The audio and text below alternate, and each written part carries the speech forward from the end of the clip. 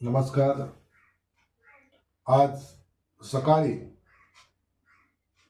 वृत्तवाहिनी TV channel open केल्यानंतर मोबाईलवरती एक अतिशय दुःखद बातमी समोर आली. ती म्हणजे या महाराष्ट्राचे उपमुख्यमंत्री आदरणीय लाडके दादा अर्थात अजितदादा पवार, या देशातील या महाराष्ट्रातील जमिनीशी नाळ असलेला घट्ट असलेले व्यक्तिमत्व अजितदादांच्या अपघाती निधनाची,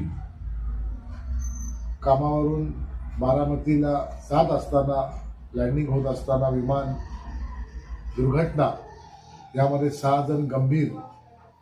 ही बातमी तेवढी माहिती होती, परंतु त्यात अजितदादांचं देखील नंतर नाव आल्यानंतर या महाराष्ट्रावरती खूप मोठी शोककळा पसरलेली आहे. पवार कुटुंबियांवरती शोककळा पसरलेली आहे. मला असं वाटतं राष्ट्रवादी काँग्रेस पक्षावरती देखील ही शोककळा आहे.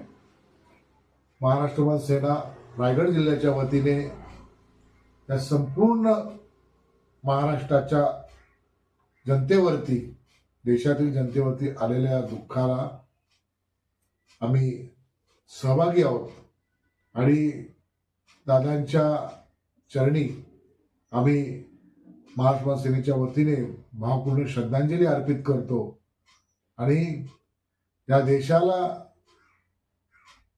एक 6 ते 7 वेळा उपमुख्यमंत्री होणारं देशातील एकमेव व्यक्तिमत्व या महाराष्ट्राच्या आर्थिक राजकारणीमध्ये याच्यामध्ये व्यवस्थेमध्ये अतिशय अर्थमंत्री म्हणून मजबूत बळकटी देणारं नेतृत्व, गाव खेड्यापासून तर शहरी भागापर्यंत सर्वसामान्य गोरगरीब जनतेला होणारं काम होय, नाही होणारं काम नाही असं अतिशय राजकीय भिंग न लावता अतिशय खुमजारपणे, दिलदारपणे होयला होय आणि नाही ना नाही बोलणारं नेतृत्व, गोरगरिबांची नाळ घट्ट असं नेतृत्व आज हरपलं.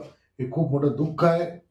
आमचा संपूर्ण महाराष्ट्र सेना परिवार या दुःखात सहभागी असून दादांना भावपूर्ण श्रद्धांजली अर्पित करतो आणि दादांच्या कार्याची आदर्श घेऊन दादांनी केलेल्या अनेक गोष्टी या महाराष्ट्रासाठी असतील, गोरगरीब जनतेसाठी असतील, त्यांचा आदर्श आणि त्यांची प्रेरणा घेऊन पुढे अजितदादा हे नाव हे आयुष्यभर स्मरणात राहील, अजितदादांचं आयुष्यभर स्मरण राहील अशी आशा व्यक्त करतो.